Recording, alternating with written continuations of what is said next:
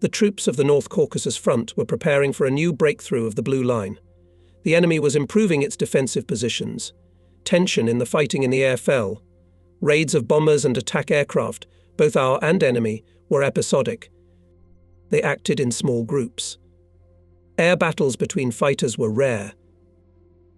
The command of the Air Army, using the lull, took measures to make up for the losses suffered. Our division was ordered to pick up flying personnel in the nearest reserve air regiment. However, the young pilots of this unit, who arrived from flying schools, were not yet prepared for flights on new equipment. It was impossible to take such pilots and retrain them in combat conditions. And we did not have time for this. The Air Army Command found another way out to replenish the division at the expense of regiments, leaving for rearmament from Chaika and I-16 airplanes to new high-speed fighters. While the issue of replenishment was solved, our squadron continued to fly to cover the concentration of ground troops. Patrolling over the front line, I paid attention to the peculiarity of enemy fighters.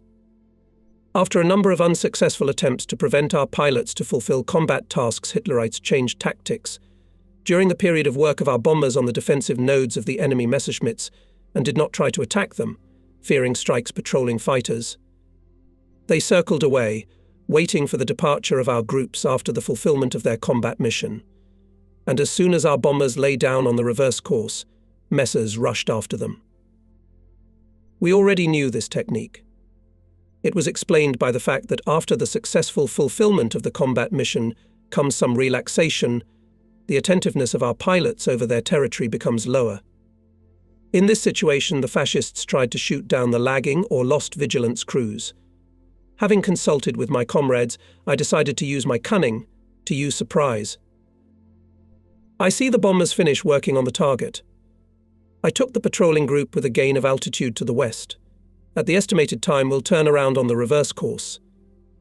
At the expense of the previously gained altitude, descending quickly catch up with the group of bombers. Calculation was accurate in the rear hemisphere, are attached to attack Messerschmitts. Fascinated by the pursuit, they do not notice our convergence, and fall into a trap themselves. Lines at point-blank range, and a minute ago confident Hitlerites on burning Messers fall to the ground. The rest go to dive, then at high speed flee to the west. Our group, having struck a blow, again goes to the heights and continues patrolling over the front line. It is dangerous to pursue Messerschmitts. At this time, Junkers can come up to the height and unhindered bombing strike on our troops. And this is a failure of the task. We had to subordinate our desire to beat the air enemy to the main requirements of the day. Retreat from this always led to bad results. Unfortunately, violations were sometimes found in combat practice.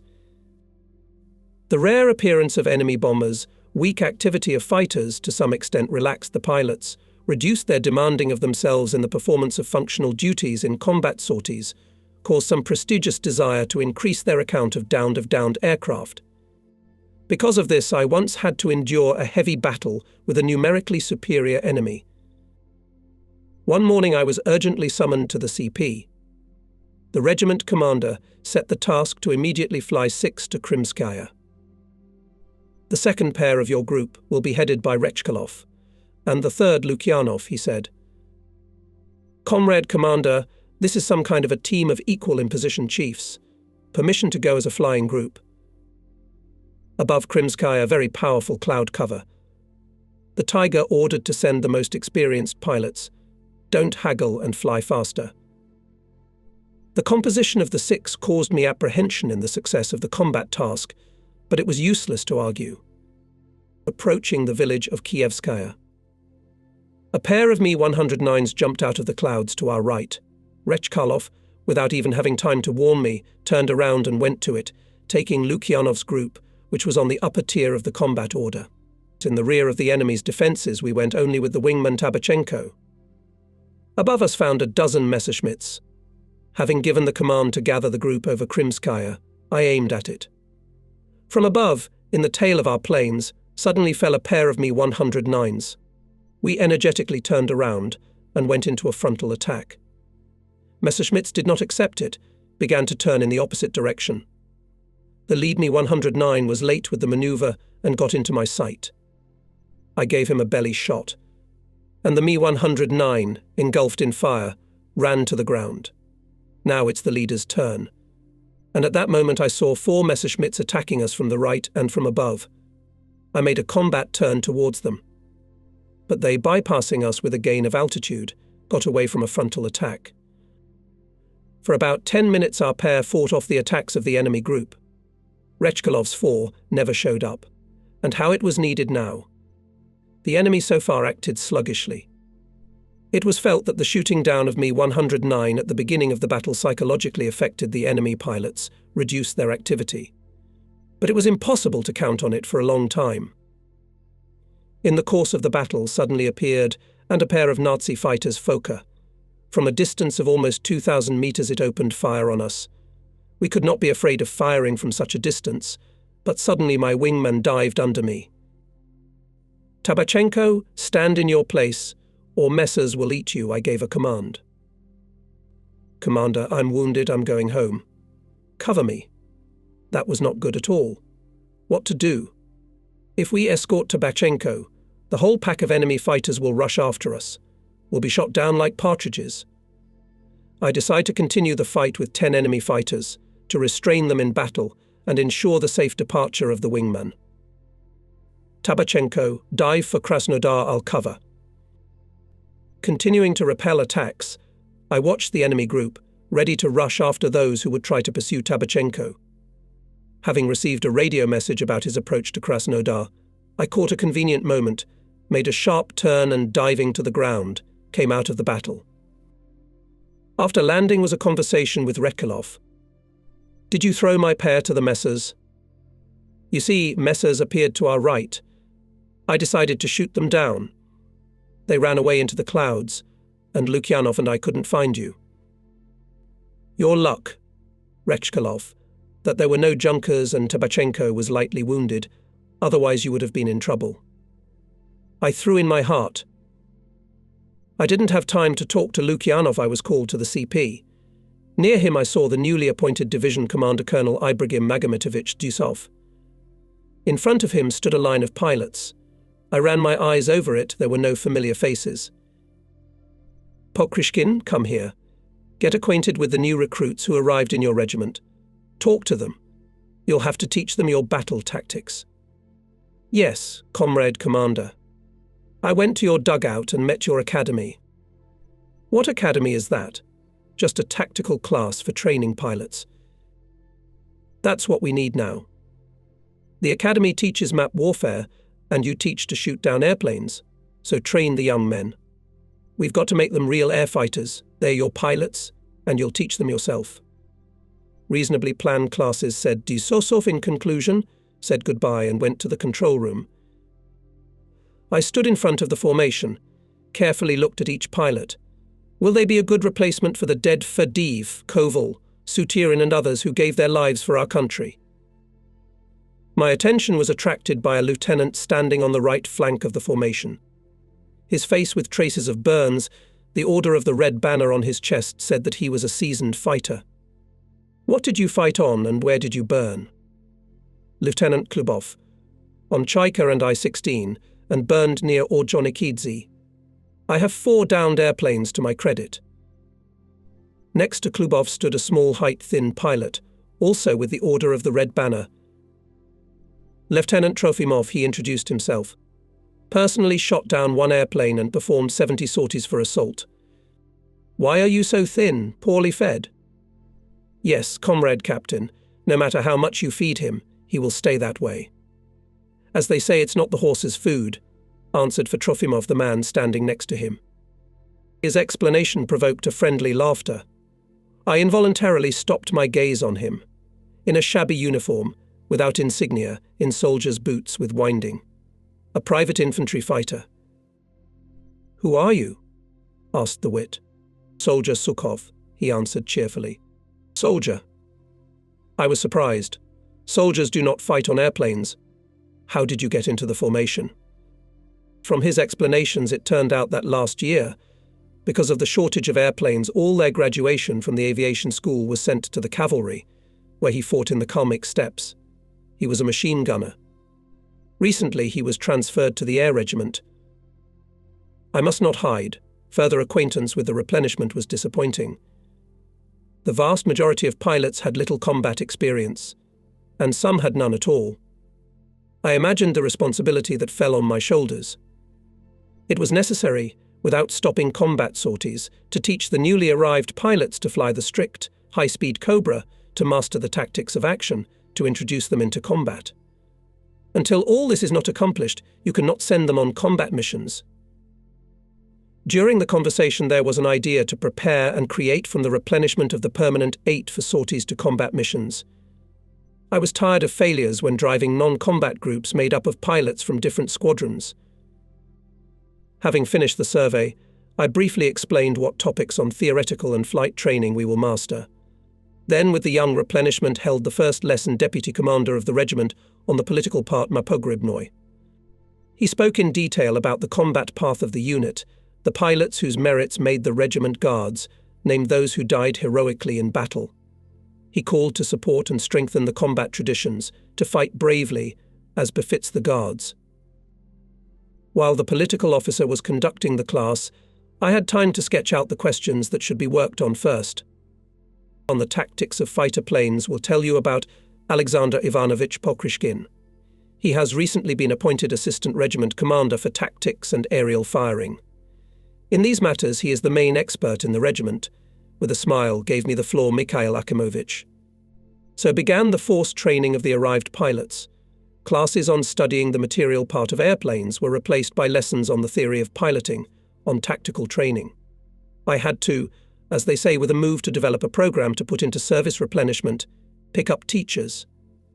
The study of the aircraft was conducted under the guidance of engineering staff. Flight training, tactical and combat application were entrusted to me. The training was held with great tension, using every free minute from combat sorties. And when we were in the air, the young people mastered the topics on their own. At the first lesson I briefly dwelt on the necessity of formation of high moral and political qualities in pilots' patriotism, love for the motherland, sense of duty, courage and initiative. An air fighter should know well and skillfully use combat equipment, know the habits of the enemy, improve battle tactics. After that I turned to specific issues of combat training. You used to perform tasks mainly on assaulting enemy troops. You operated at low altitude, on slow airplanes Chaika and I-16. You were forced to develop tactics of defensive combat on turns. We covered each other's tails with fire and repulsed attacks of messers. Is that right? Or am I mistaken? That's the way it was. We spun a merry-go-round and shot back, was heard in reply. Now we must give up that resolutely. A fighter is a weapon of offense. You have to fight on it actively, boldly, imposing your will on the enemy. If you want to win in battle, the basis of battle tactics must be the formula height-speed maneuver fire. Whoever is above the enemy is the master of the air. Height is speed, speed is height. In other words, maneuver from altitude gives speed, and speed allows vigorously gain altitude. A high-speed vertical maneuver provides suddenness of impact, creates large angular displacements. The most advantageous vertical maneuver is the Falcon Strike, sudden, fast, accurate. Modern combat is vertical maneuver combat. What is fire according to this formula? How do you understand it? Target fire at close range. That's how I understand it, Klubov said. Basically correct. To destroy an enemy airplane, fire must be conducted from all weapons, at close range, at point-blank range, at vital parts of the airplane. On the second day, in the morning, having flown in from patrolling over the front line, I began to check the pilots of the replenishment of piloting techniques. I took them out on a UT-4 training airplane.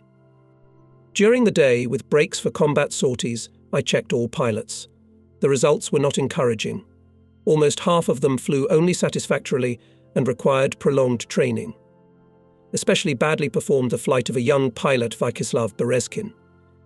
He arrived in the combat unit after 9 months of training at the aviation school. After landing, asked him, "What were you jerking the airplane like that? No coordination of movement of the rudders." "Forgive me, comrade captain. The old pilots of the regiment told me that you like sharp aerobatics, so I did my best."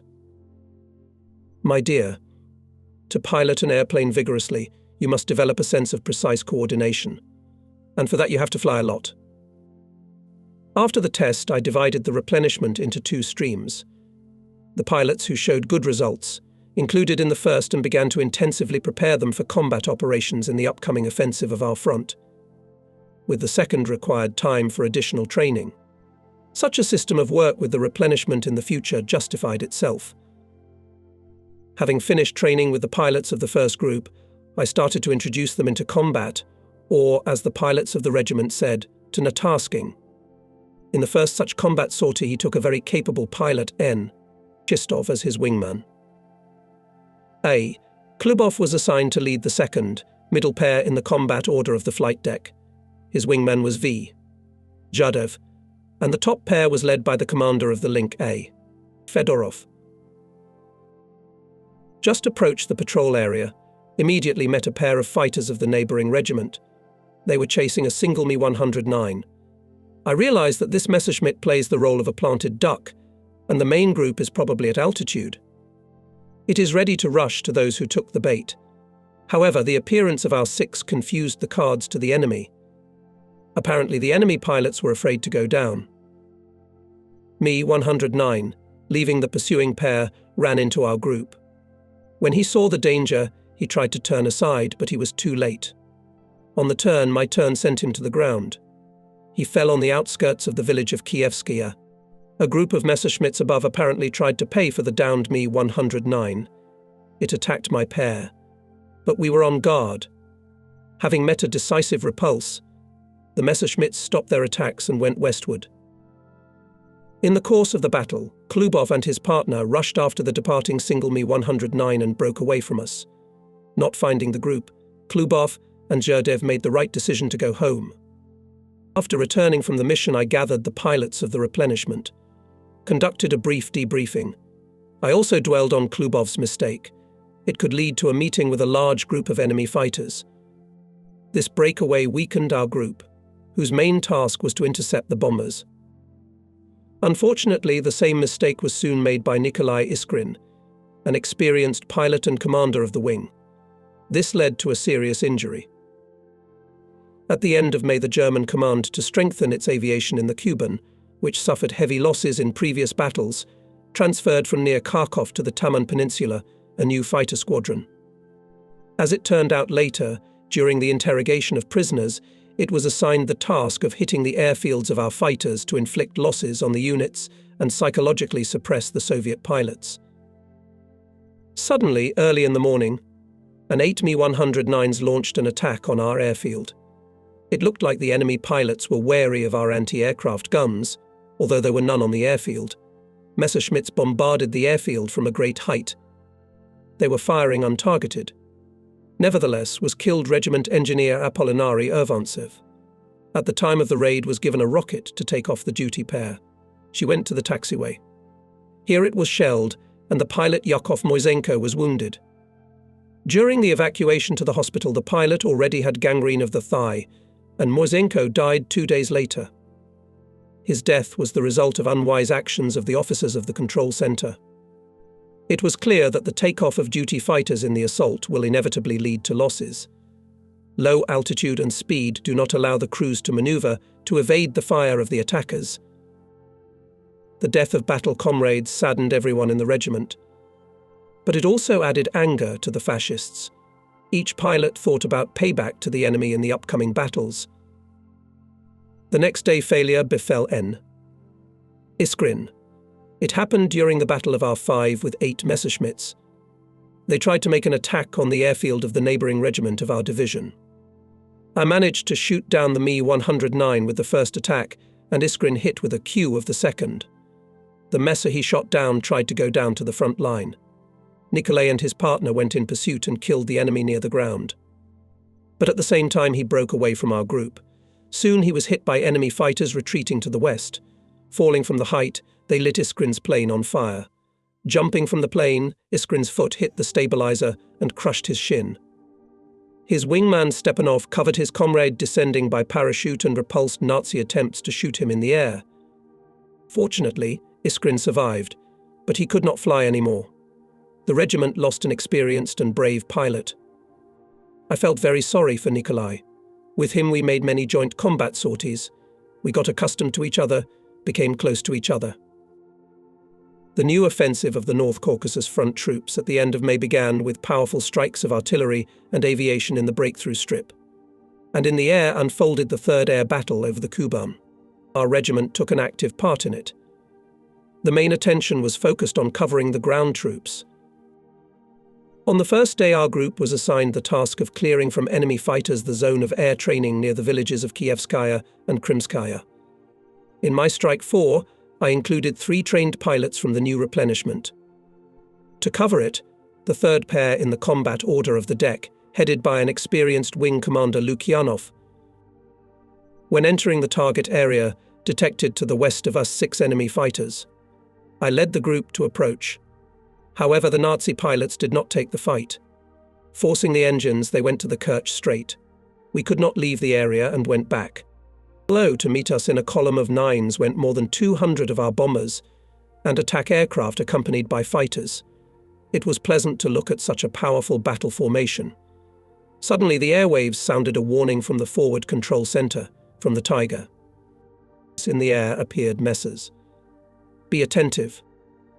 I'm 100. Where are the messers? Point them. Immediately gave a request. 100. I'm Tiger.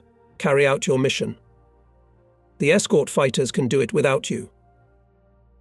In that flight, I really wanted to show an object lesson to Trofimov's pair, which was being introduced into the battle for the first time. Fulfilling the order of Tiger, we continued to search for enemy fighters, and soon found them above the column of bombers, but below us, there was no time to lose. I'm 100, messers below us. Attack. Gave a command to the group and vigorously made a coup de grace for a falcon strike. The attack was swift. The leading group of Messerschmitts shot at point-blank range. He soon crashed into the ground. The others rushed down. My wingman tried to catch up with them. I had to give him a command. Chistov, stand in place. Our task is not to let them on the battlefield. Groups of our bombers and attack aircraft worked hard on the target. The task of clearing the area was accomplished. I shot down a Mi-109, but it was not satisfying. I wanted to show young people different ways of attack. Carefully looked at the airspace. Messerschmitts walked aside and did not get into active combat. Apparently, I decided they will try to attack when the bombers retreat home. Let's try to outsmart the enemy. I'm turning west and gaining altitude. It's time to make a U-turn. We're going down at high speed to catch up with the column of our planes. My assumption was justified. 4 main 109s were approaching. At 12, below 20 degrees messers. Attack. I give the command and go to the leader. Having found our group, the pilot Messerschmitter steeply turns to the left. Great speed does not allow me to fit him in the scope.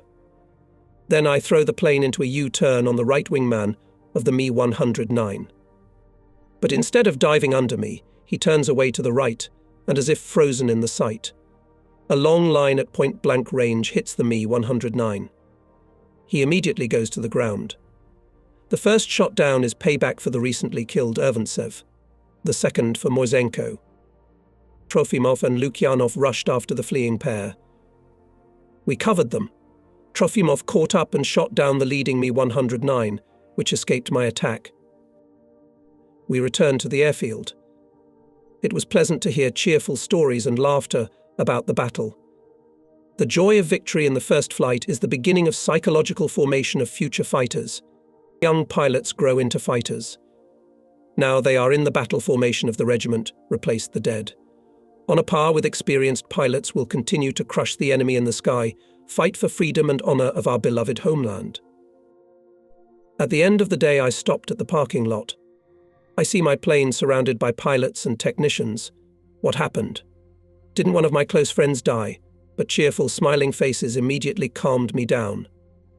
I climbed out of the cockpit onto the wing of the airplane and, unbuckling the parachute straps, asked, "Why so cheerful?" "The war is not over yet. Congratulations on the awarding you the title of Hero of the Soviet Union. said Pavel Pavlovich Kryukov. I look at him as if I'm seeing him for the first time, and a feeling of joy overwhelms me. It means that the command highly appreciated my combat activity. I jumped off the wing and got into the arms of my combat friends. Strong handshakes, warm congratulations touched me. When everyone calmed down, I asked, "Who else was awarded this high rank?" "In our regiment Fadiv, Rechkalov and me, and in neighbouring regiments Boris and Dmitry Glinka, Semenishin and other pilots," said Kryukov. "Dear Pal Palak, how happy I am for you. Congratulations from the bottom of my heart. Too bad about Fadiev. Vadim didn't live to see this happy day." In the evening at the division headquarters they honoured the heroes, and the next day again began combat flights and hot battles in the air with a superior in strength enemy. The German fascist command, in an effort to hold the defence, engaged additional bombing squadrons from southern and eastern Ukraine, concentrating more than 1,400 aircraft.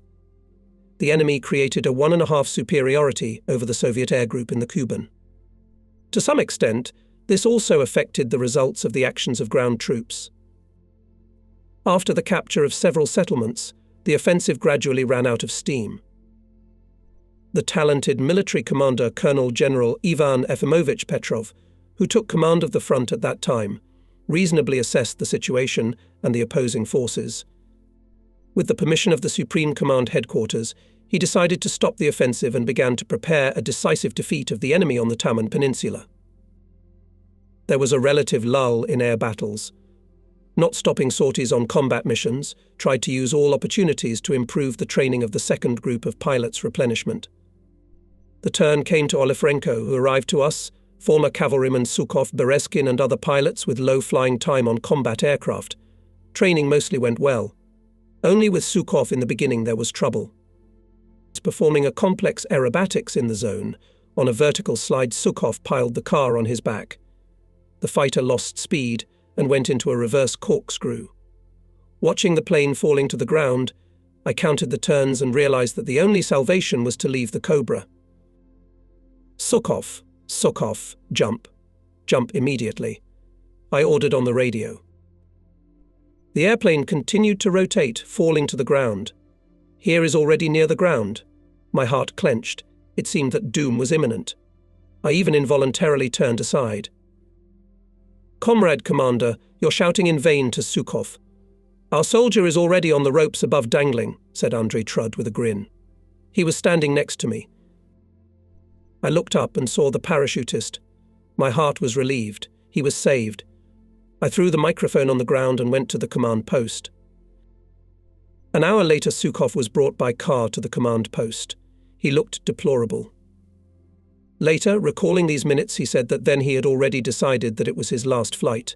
He went to the regiment commander and reported what had happened, holding nothing back. He did not make a decision. "There's your teacher." He pointed at me. "With him and decide how to proceed." We left the control room. My excitement was gone. My resentment for the pilot's blunder had subsided. "Well? Are you going to fly or go to the landers?" I asked. "I see Sukhov can't think of anything from the start. Did you get a big scare?" "A little scared. But I want to fly." There was a glow of confidence on his face. Flying is not like riding a camel with a machine gun. When piloting an airplane, you have to feel it with your whole body, even with your soft spot. By the sound of the engine, the noise of the flowing air, by the tension of the control rudders, you can feel the speed without looking at the instruments. Go rest. Get ready, tomorrow we'll fly on a UT-4 twin. I believed that Sukhov would make a good fighter. It was only necessary to overcome the gap in flights caused by being in the cavalry. And indeed he got on his feet. He mastered the machine, its combat application. However, in the first combat flight he also had a mishap. When flying on patrol, he was assigned as a wingman in the middle pair of 6 to Zherdev. During high-speed pendulum descent from Novorossiysk along the front line, I saw a group of Mi-109s ahead, below us. The fighters were sneaking towards Krimskaya. Apparently they were going to catch us there. I give the command. I'm 112 below 15 messes. Attack. Zherdev, cover. At speed, I go into the tail of the leading upper pair and open fire. Messerschmitt, stitched through the queue, turns over on his back. Without letting him out of the sight, unnoticeably for myself, I also turn over on his back and the second queue to finish it. I turn the plane to a normal position, and in my field of view there is a pair of Zherdevs. But what is it? Behind Sukhov's plane there is a jet of black smoke. It's burning. When was it lit? Why didn't I see it? Sukhov, what's the matter with you? I asked. Everything's all right. I mixed up the engine sectors. The excitement subsided, but the time to chase the enemy group was lost. Later we found out how everything happened. Worried, Sukhov gave forward sector of altitude corrector instead of throttle. The engine, of course, malfunctioned, throwing out unburned mixture. I did not scold him for this. Everything happens in the first combat flight. He would think more, train. By the end of June 1943, all young pilots were well prepared and put into the first fights. Only Berezkin I protected, trained in training flights, and did not let him on combat missions. He was the weakest in preliminary training among the replenishment. I thought that it was necessary to give him more flights to make him feel more confident in combat. In the middle of June, there was a significant and joyful event for us. Our division was awarded the Guards rank. Our 45th Fighter Regiment also received the rank of Guards. The high evaluation pleased us, caused even greater desire to justify it in the battles. However, there were also sorrows. Valentin Stepanov, an experienced pilot of the regiment, crashed.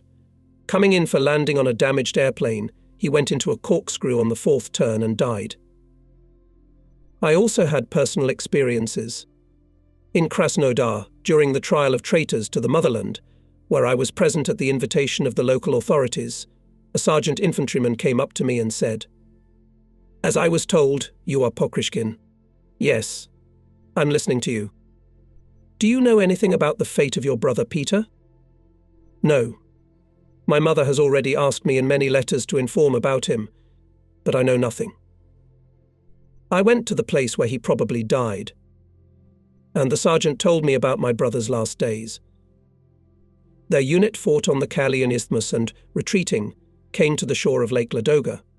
When rafts were built for crossing the lake, the division commander suggested that those who would remain to cover the crossing units from the advancing enemy should leave the line. My brother, Sergeant Pyotr Pokrishkin, went out first. Next to him 17 more fighters. They were given all the remaining ammunition and grenades. The rafts set sail. The soldiers rowed as hard as they could. And from behind for a long time were heard shots and explosions of grenades. Then there was silence. That's how my brother, the strongest and toughest in the family, died. Bogotarsky height, desperate he could not do otherwise. Peter went to his death for the sake of his comrades. I didn't write to my mother about it. Let him be alive for her for the time being. And we must pay the enemy in full for the dead heroes, for the tears of mothers. During this period, the Battle of Kursk began. We knew that one of the biggest battles of the whole war was fought there. We rejoiced at the successes of our aviation and envied those who in fierce air battles burned fascist air squadrons. The pilots were worried that they were on the sidelines of this battle and looked forward to the relocation of our division to Ukraine. But it was reassuring that our Cuban combat experience is used by aviation over the Kursk Bulge. The day came when, to our joy, the command to relocate to the southern front was received. We realized that we would take part in the breakthrough of enemy defenses on the Mayas River and in the liberation of Donbass. My group was the first to fly out. In the 8 all pilots, except me, were from the young replenishment. My wingman was Georgy Golyubov, the second pair in the link led Zhiedev, and the second link Klubov. On this composition I pinned great hopes in the upcoming battles. Ahead showed Rostov. Goodbye, Kuban. Over your land had to spend a lot of heavy fighting. Our battle friends died here. Kuban brought glory to the regiments of our division. In the battles over this land, many of my tactical plans were confirmed. The pilots of the regiment have mastered a new perfect tactics, and we use it in the battles for Ukraine. The slag heaps of Donbass appeared ahead. It's been a year since I last saw them. Now the triangular silhouettes in the distance cheered me. Retreating, believed and promised that we would come back here. And here we are again. Steering after landing at the airfield Lyubomoy and watching the landing of the planes of my group, I did not see on them suspended tanks for spare fuel, and there was my instruction to fly with them. I gathered the pilots of the 8. Why are there no tanks on the airplanes? They dropped them on the route after the fuel was used up. Why do we need them? And how are you going to catch enemy planes when they cut off Crimea? You won't have enough fuel to hunt them down without hanging tanks. And fascist airplanes will fly quietly along the routes over the Black Sea. Oh, you! Thinking only about today, without looking ahead. Comrade Major, we have enough war over land. Zherdev is shaking when he flies over the sea. Klubov grinned. He can't swim. Of the 2 regiments, only I and my wingman Georgy Golubev flew with tanks. By evening it was reported that our main task will be to cover the concentration of troops of the southern front north of Taganrog. In these days the situation was relatively calm, was preparing for an offensive operation. The enemy, having suffered defeat at Oral and Belgorod, was feverishly concentrating tank and infantry divisions to transfer them to the Kharkov area. Our regiment was assigned the task of escorting bombers that were striking at troop concentrations at Ilovaisk, Kartsiske, Gorlovka. The next morning, 2 9P2s appeared over our airfield. The 6 of Klubov took off to escort them. After them flew out my 4, which had the task to block the enemy airfield near the city of Stalin. Suddenly heard on the radio exclamations of pilots. A couple of Klubovs were shot down. Where are the messers? Looking back, I saw 2 airplanes falling to the ground, tumbling. 2 parachutists were hanging in the sky. Quickly surveying the airspace, I saw no enemy fighters. It became clear that they had collided. Realizing that the escort group was left without a commander and would not be able to successfully defend the bombers, I decided to change my task. I give the command. I'm 100. Everyone to your places. My group is coming with you in direct escort. 4 of Klubov's group is going to strike. Apparently, a calm, firm voice brought calm. Chatter on the radio immediately stopped. At the approach to Kartsisk, the bombers tried to break through a group of Messerschmitts, but received a sharp rebuff. Messers moved aside and from a height watched our actions. At this station and around it were up to 10 echelons, a large concentration of tanks and cars. There was loading. From the bombers sprinkled bombs. Above the cars and equipment stood a band of explosions. When turning home, I looked at the station. Dozens of smoke columns were rising up. This meant that not all the tanks and cars would reach Kharkov. After the arrival, I did not have to scold Klubov and his wingman. Zayev had already done that.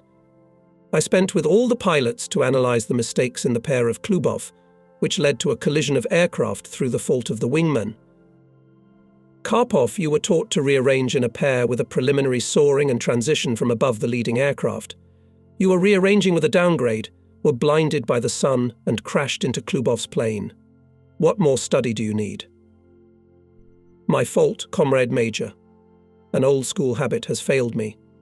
It won't happen again. Please don't suspend me from combat flights. You'll fly. But remember, during vigorous maneuvers of a pair, the wingman always goes in a sharp extended bearing.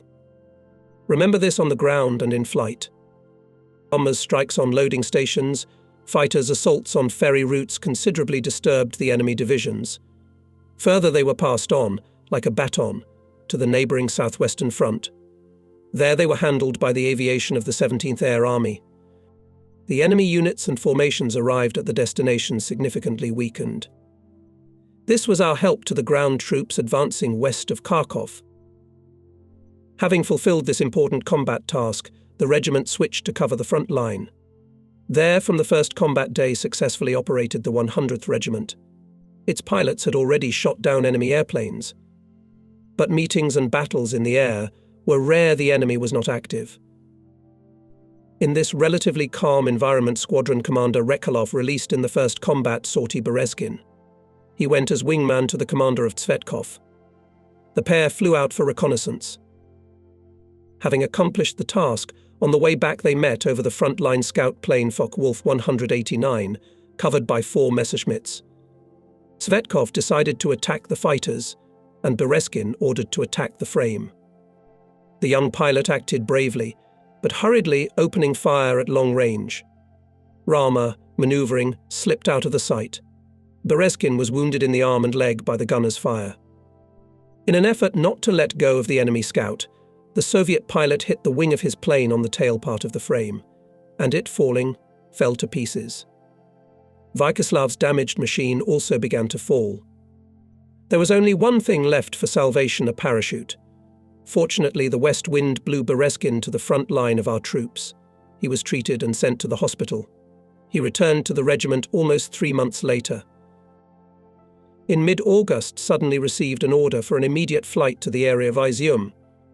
The southwestern front began an offensive operation to the rear of the Donbass grouping of the enemy. Our 9th Guards Division of the Reserve of the main command was being transferred to reinforce the 17th Air Army. We were not given time to fly over the combat area and to familiarize ourselves with the local conditions. And the local aviation units apparently did not notify of our arrival. Subsequently, this had a negative effect on combat operations. Pilots on lags and yaks often attacked us, mistaking our Aerocobra airplanes, unfamiliar to them, for enemy ones. On the second day after the flight first flew out 6 Klubov. South of Izium, pilots found 2 scouts correctors Focke-Wulf 189, accompanied by 2 pairs of fighters. At altitude were still detected 4 fighters. Klubov gave the command to cover it, and from above the pair suddenly attacked the correctors. Both frames were shot down with the first attack. Covering Klubov, Andrei Trude ignited a Messerschmitt. It was a good start of combat work on a new front for us. Flying out after them 6, we arrived in the area of cover according to the schedule. There was already fighting with enemy fighters group Lag, to replace which we came. The enemy bombers, unfortunately, had time to bomb and went south. Our group caught up with them. With the first attack, I managed to shoot down a U-88. In subsequent attacks, several more enemy machines were shot down and hit.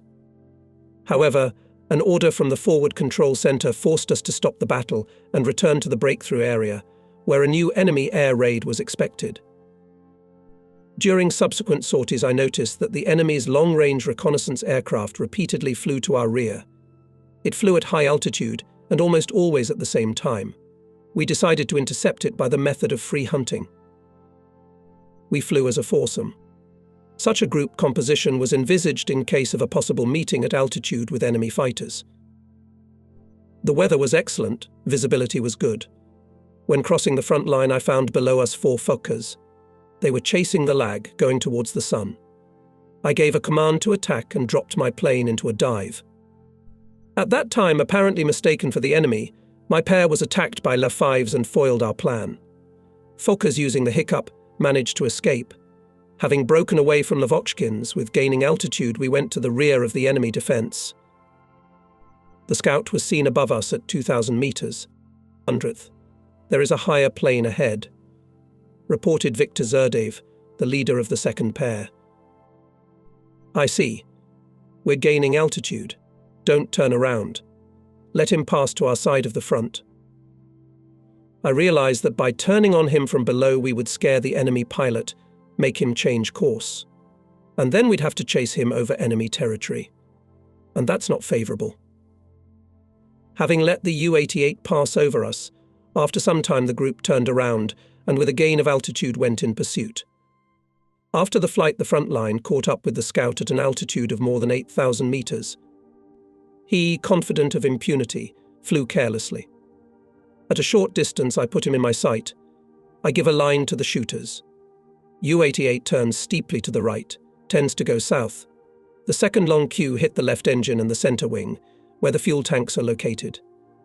Piling on the turn, the burning scout finished its last flight. On this day, young pilots also opened a personal account. and in the evening solemnly celebrated our glorious holiday aviation day. In the morning it became known about the offensive on the Maas River. Our division was ordered to return to the southern front. The new relocation did not upset me.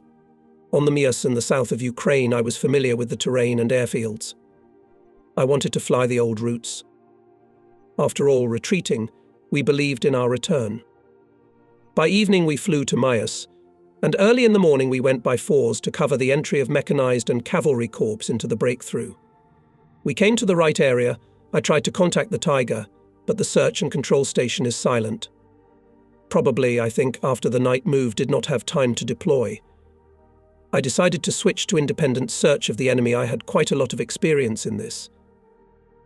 Soon we saw 3 9U-87 bombers approaching the front from the west, covered by fighters. I'm the 100, ahead of the Lapti. Attack. Zherdev, cover. I give the command and rush down at high speed to meet the bombers. The enemy, having detected us, began to reorganize in a defensive circle, dropping bombs on their troops. Attack and U-87, with Howling, went into a steep dive to the ground. A slide and a second attack. A line hits the back of the nearest U-87. He turns over. A line on the belly, and the bomber falls to pieces. Again going uphill. I hear the voice of Tiger on the radio. Sotka, attack the bombers. Attack. Help is coming to you from the south. I looked to the left. 4 fighters were approaching us. Brothers, we got work to do. Hurry up and get over here. I radioed and I looked at the approaching vehicles. Brothers went with smoke from the afterburner engines. It was Messerschmitts. I turned around for a frontal attack.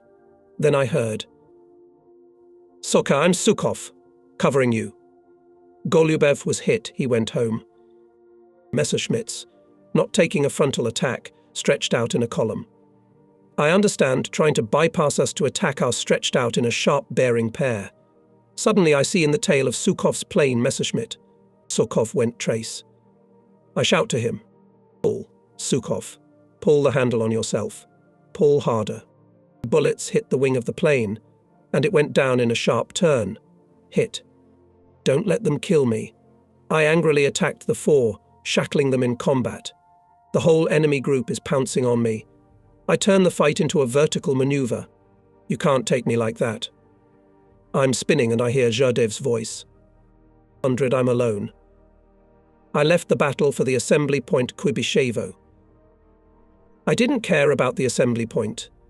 Messerschmitts, having numerical superiority, went around trying to catch my plane in the sights. But as soon as I went on the attack, ran.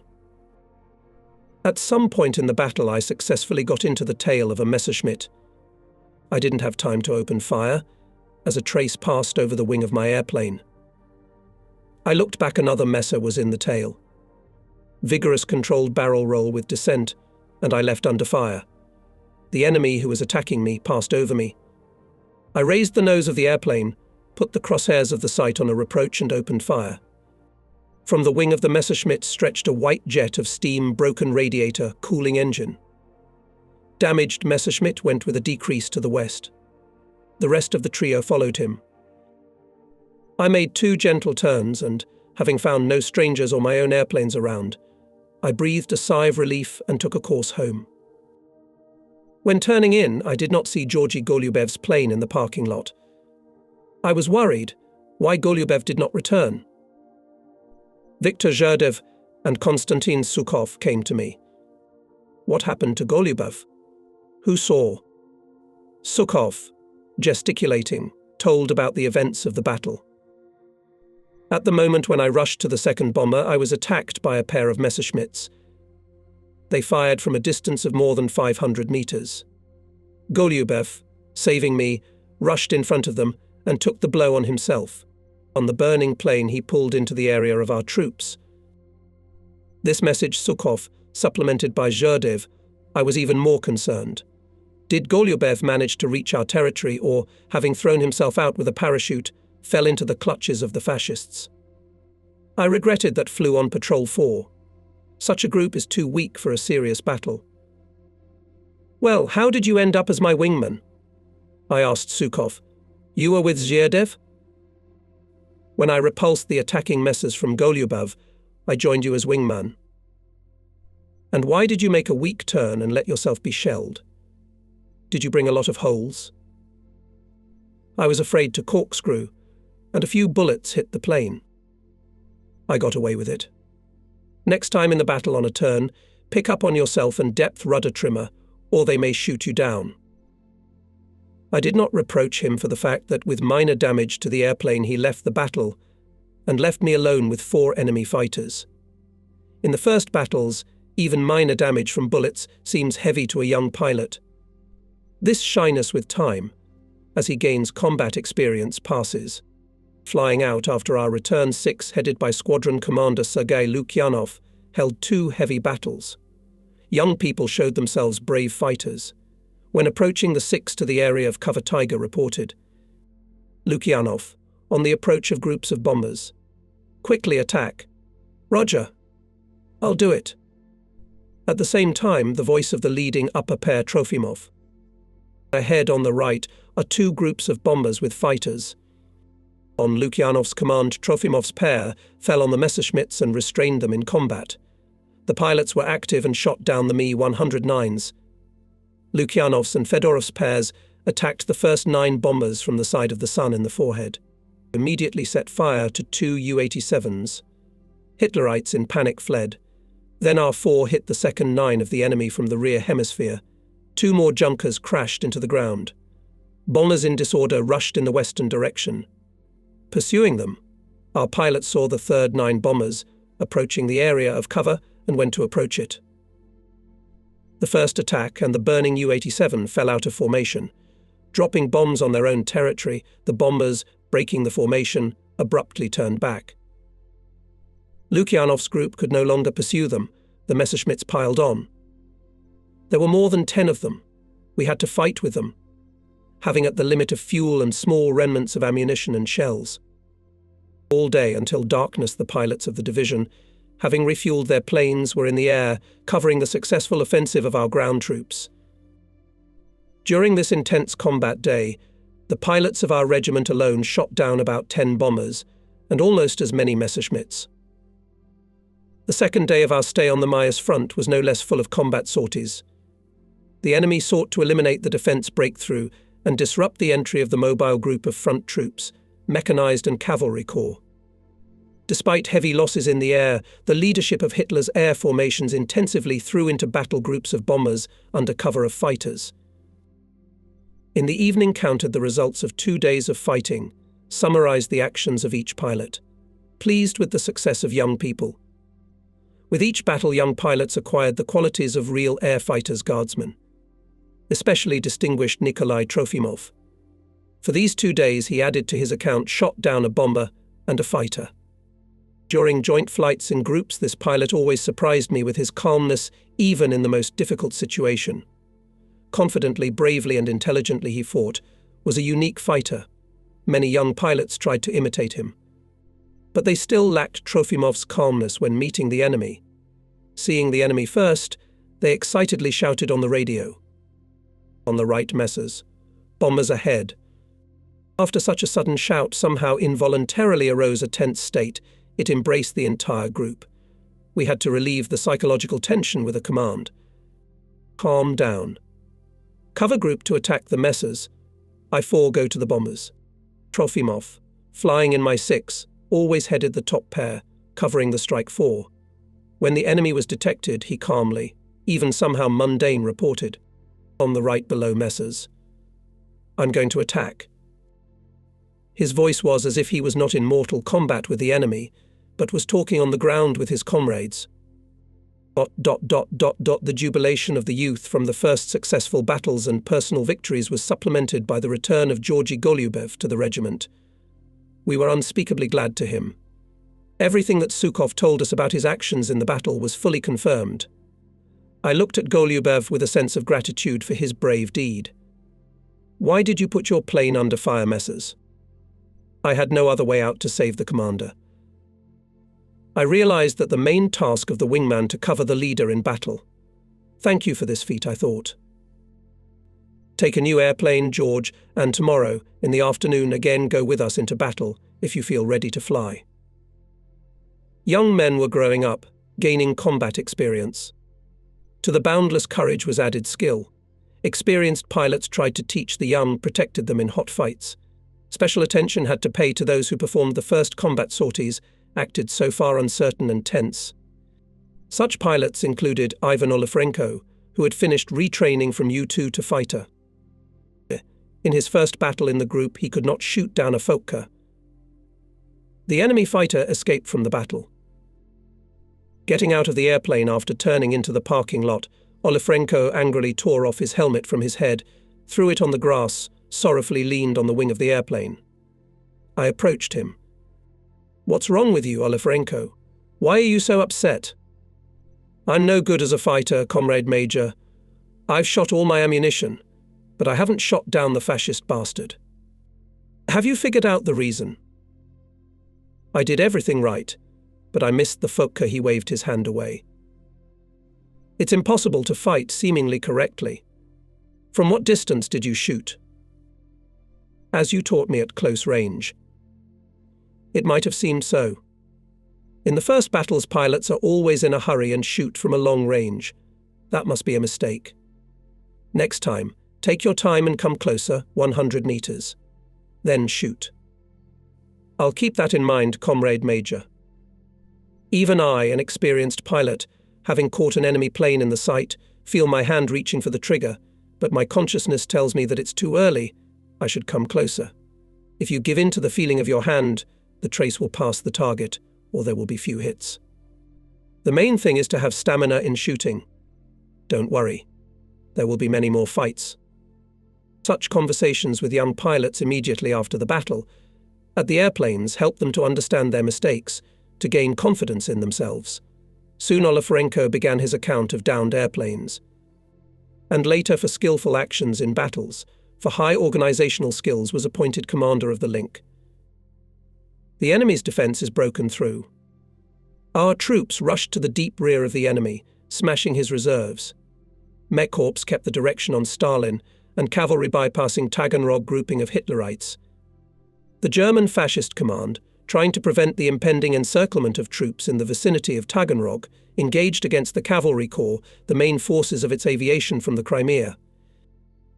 The open steppe terrain, only in some places cut through by wooded areas, did not allow the cavalry to hide from aerial observation. The enemy bombers directed their strikes against them.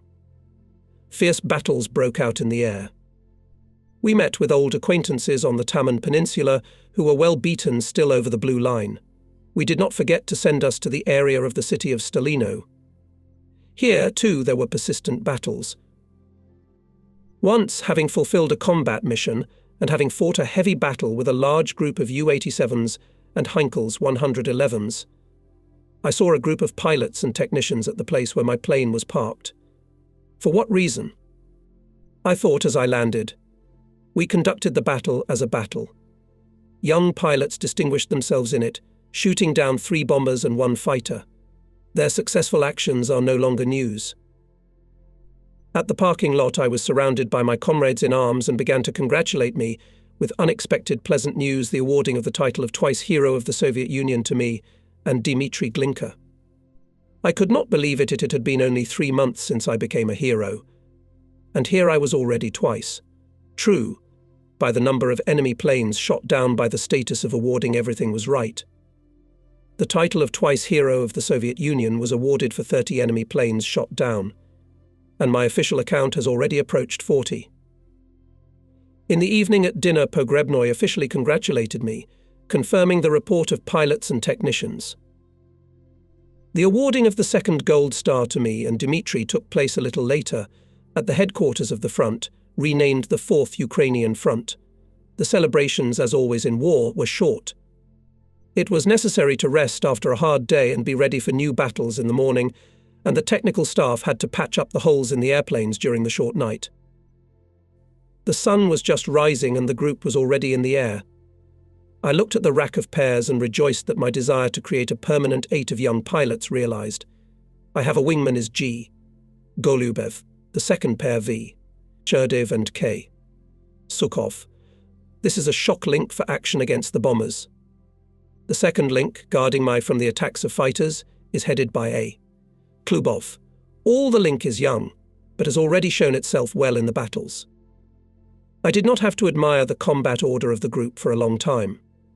From the west, against the background of the ground, showed a column of 9 U-88s covered by fighter escorts. In front, below, bombers with Messers. Klubov, cover. Attack head-on. Gave the command and rushed down, marking the point of opening fire. The leader of the first 9 himself climbed onto the track and caught fire. Leaving a trail of smoke, he crashed into the ground. Leaping over the formation, firing on the next groups. From the hatches of enemy vehicles sprinkled in the field bombs. Thinned 9 disorganized turned to the west. Having skipped the column, we start attacking the back rows. Klubov shouts over the radio. 100 hit the bombers. I'm covering. But with his 4, he was unable to restrain the actions of more than a dozen Messerschmitts. Already after the second attack on the departing bombers in our direction ominously stretched trails. This is firing Messers. We had to throw junkers and repel attacks. The pilots, strengthened in the battles, having on their account shot down planes, were eager not only to fulfill the task of covering the troops, but also to fly on the free hunt. I believe that not all of them are not yet fully ready for this complex type of combat work, held them back. Free hunting is the highest class of action. After all, you have to fight in special conditions. Singly or in pairs stealthily penetrate the fighters in the rear of the enemy, independently find the target, and suddenly destroy it, avoiding a meeting with large enemy forces, trying not to get under heavy fire of anti-aircraft guns. After persistent requests, I allowed the most capable pilot Alexander Klubov to fly out on the hunt with his regular wingman Nikolai Karpov. The estimated time passed, but Klubov's pair was not there. Everyone began to worry. On the last litres of fuel to the airfield finally came one Klubov. All anxiously watched his landing. The airplane was steeply descending, then soared from the planning glide path. It became clear that the fighter had broken depth rudder control, and the pilot was using a trimmer for control, or perhaps he was seriously injured. The plane landed with the landing gear retracted.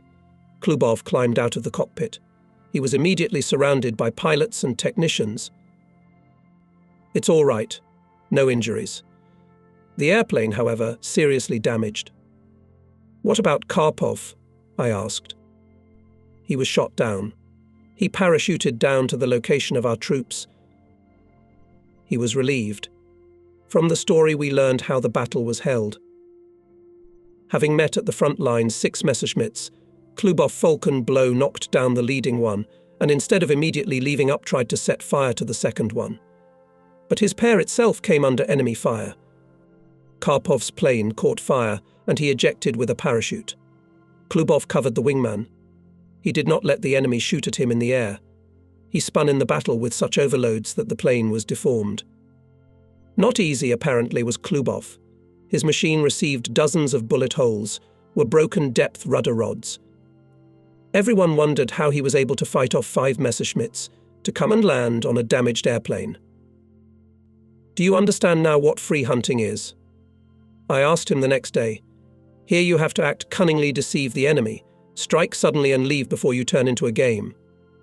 That fight taught me a lot. But I feel sorry for Karpov. What if he was carried away by the wind and landed in the enemy's location? A few days later, Karpov returned to the regiment, alive and unharmed.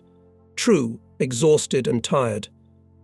Cavalry corps defeated the encircled Taganrog group of the enemy and rushed to Mariupol. In those days, columns of smoke rose to the sky above the city. The enemy was preparing to withdraw, blowing up and burning factories and buildings. Echelons lined up on the railroad in the direction of Volnovakha. In a dense stream, the fascists were taking out valuable equipment of factories and their warehouses. It was necessary to block this highway. Performing a reconnaissance flight along the railroad, a pilot of the 100th Regiment Ivan Babak at low altitude saw people waving to him from the windows of freight cars. Having flown in, he worriedly reported, "Our people are in the wagons. Fascists are taking them out of Mariupol to hard labor. It is necessary to take urgent measures." His message excited the pilots. Elias and fighters, group by group, went on an assault. They struck with special precision on steam locomotives and tracks ahead of the train. A traffic jam was created on the road. The guards scattered. The locals opened the cars and let out the people being taken to Germany. Rapidly pursuing the retreating enemy, the Soviet soldiers liberated the city of Stalino and began the complete expulsion of fascist invaders from Donbass. Our regiment flew to liberated Mariupol. We saw a terrible picture. Blast furnaces and open hearth furnaces were blown up. In the ruined shops of the factories there were mangled metal roof trusses. In the port there were fallen cranes. The ruins of burned buildings in the residential part of the city appeared before our eyes. The fascists, these barbarians of the 20th century, fulfilling the orders of the mad Führer, left scorched earth and ruins behind them. For the mass heroism in the battles of our 9th Guards Aviation Division by order of Supreme Commander-in-Chief Stalin was given the name Mariupol. In combat flights we saw columns of smoke over Donbass, from where fascist armies, trying to avoid encirclement, were hastily retreating.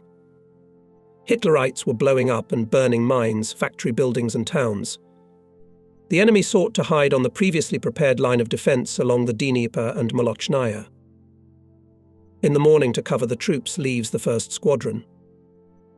At the approach to the front line we hear the voice of Tiger targeting the appropriate groups of enemy bombers. The pilots themselves have already seen 9 Junkers and Heinkels, quickly made a manoeuvre to occupy the initial position and successive attacks pairs. While there were late Messerschmitt's escort, several bombers streaked the sky with smoke and flame tails and crashed into the ground. The rest, dropping untargeted bombs, tried to get away from our fighters. The fight was over, and the group of Cobras, having suffered no losses, went to Mariupol. The pilots are satisfied. Tiger confirmed 7 enemy planes were shot down. We were replaced by Lukyanov's 2nd Squadron on patrol. She also conducted a heavy but successful battle. Then Eremen's group entered the fray. The first day of sorties ended without losses. During the day, Klubov shot down 3 planes, 2 victories each. Zerdov and Chistov, 6 pilots shot down 1 plane each. In the evening we learned that the neighbouring regiments fought great in these battles. But unfortunately there was not without losses. Such an experienced pilot as Boris Glinka was wounded. Fighting even with a small group of the enemy requires a flexible, thought-out tactics, for mistakes have to pay in blood. In this flight, Boris, trying to prevent a group of U-87s from aiming a strike at our ground forces, went to attack a tightly going 9, and the speed was low. It did not give an opportunity to quickly jump through the fire barrier of the enemy's aerial gunners. Glinka's plane was shot down, and Boris was badly wounded. The bullet hit him in the left shoulder. Overcoming pain, the pilot still managed to land on the damaged machine with the retracted landing gear near the cavalry unit and immediately fell into the hands of the medics. His group pounced on the enemy 9 and cracked it open. The next day Boris was taken to the Mariupol hospital. The orderly, at Glinka's request, drove to the airfield. The pilots surrounded the car, sympathized with the wounded comrade. Greeting him, I asked, "How are you, Boris?" "Nothing, Sasha. When I'm cured, I'll pay off the Krots." "How did it all happen?" "I attacked without speed through a barrage of riflemen. I was in a hurry to disrupt the bombing," Boris answered embarrassedly and asked the nurse to go. Obviously, he felt bad. An experienced air fighter, and got into such a trap, because the air gunners of the enemy group release in a second up to 100 bullets on the attacking fighter. Here, if you dare to go to storm the air fortress, you need only the utmost speed. The tasks of the regiment increased. We were instructed to cover the landing crafts of the Azov military flotilla at sea, crossing and landing on land. We knew that the maritime paratroopers are going to intercept the enemy's retreat along the coast between Mariupol and Osipenko. We did our best to help the sailors. Patrolling over the caravan of ships, the pilots of the unit vigilantly monitored the air. When the situation was calm, I sometimes descended to take a closer look at the covered, as well as to inspire confidence in the paratroopers in their safety. From 200 to 300 meters, we could clearly see hundreds of people, guns and vehicles. We realized that it was worth to miss the appearance of bombers, and all this can go to the bottom of the Sea of Azov. That's why they were especially attentive, and did not allow the air enemy to the caravan of ships. And the flight over the sea, a complicated matter, for some pilots unaccustomed. Shurdev grumbled more than once, causing ridicule from friends. "Comrade Major, do not go far out to sea. Do not go so low. Do what you want with me, but I am afraid of water." Growing up in the mountains of the Caucasus, he did not like flying over the sea. But we had to fly. His pair was a part of my permanent unit. We were not limited only to covering the landing force. Sailors were satisfied with our assault actions on retreating enemy columns, which tried to break through the paratroopers' barriers. After another sortie to the landing area, the group of our regiment was returning to the airfield. Suddenly they found an advancing enemy column of vehicles with infantry and artillery. It could cause great damage to the landing force. Immediately went into attack on the ground target. The fighters, having shelled the column, destroyed and dispersed the enemy. Assault actions of fighters on ground targets more than once inflicted great damage to the enemy. Once a couple of scouts of the regiment radioed about a large column leaving Osipenko on the seaside road to Nogaisk. My 8 was just getting ready to take off. We immediately went on an assault. In order to ensure the suddenness of the blow, I led the group over the sea, 15 to 20 kilometers from the coast. I decided to approach the column from the west. Bypassing the sea, we caught it in motion. The enemy did not expect an attack from the west. The group struck the first blow suddenly. The anti-aircraft gunners accompanying the column did not even have time to open fire. I shot at once a passenger car, in which apparently the chiefs were travelling. In subsequent attacks, I set fire to fuel tanks, gasoline tankers and powerful trucks like Skoda with barrels in their bodies. The pilots of the Link hit the cars, shot at Hitler's soldiers. And Klubov's Link suppressed anti-aircraft guns with its fire, and then transferred the fire to the vehicles. Having shot all ammunition, our group took a course home. Dozens of cars were burning on the road, columns of black smoke were rising to the sky. On our return, we met a couple of Cobras. I requested them on the radio and heard Zayev's voice. "Let's fly to see your work." After returning, I asked Kryukov, who was flying in a pair with Zayev. "Pal Palik, how was our assault?" "We looked at your results. You did a great job with the column." Smoke mushrooms rose to the clouds. "This is revenge for our burned cities, for Mariupol." Soon after the advancing troops, the regiment flew to Osipenko. To our previous tasks, added intensive reconnaissance of enemy defences on the Molochnaya River and monitoring the exit of his troops from the Crimea. Reconnaissance flights to the deep rear of the German defences on our section of the front began after a visit to the regiment deputy commander of the Red Army Air Force FY Faye, Falaliv. He set the task to conduct reconnaissance of traffic on the roads, as well as to obtain information about the airfields of the Crimea.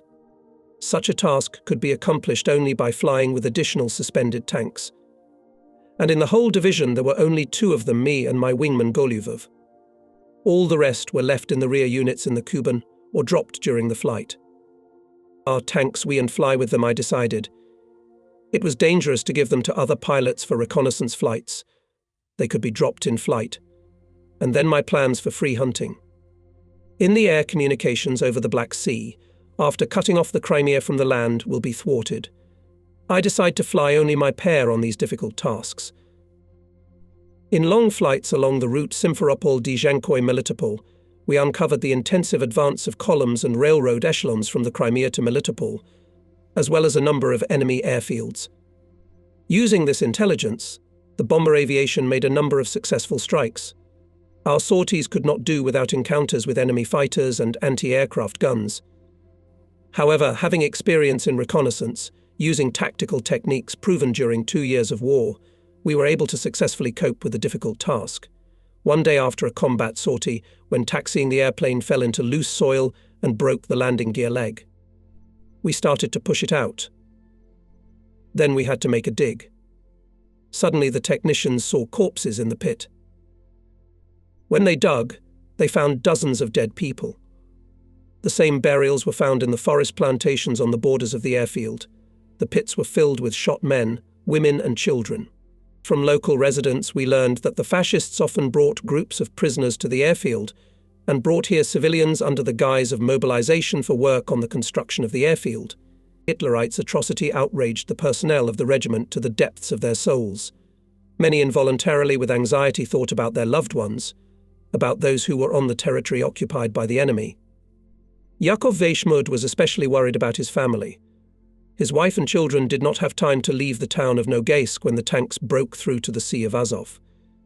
It was just in those days when I was fighting my way with a shot-down airplane from the encirclement. One day he came up to me. "Comrade Major, you are now left in charge of the regiment. I ask you to allow me to go to Nogaisk for a few days to find out about my family who stayed there." There was so much anxiety in his voice that I did not dare to refuse, despite the intense combat work of the regiment. "All right, take a car from the battalion and leave. You decide how many days it will take. You'll catch up with us at the new airfield. In 2 days the regiment will fly to the state farm Rozovka." I looked after him with regret. This trip would not bring him joy, but terrible grief. I had no doubts about the death of his family. After the capture of settlements, the fascists first of all destroyed the Jewish population. 2 years had already passed.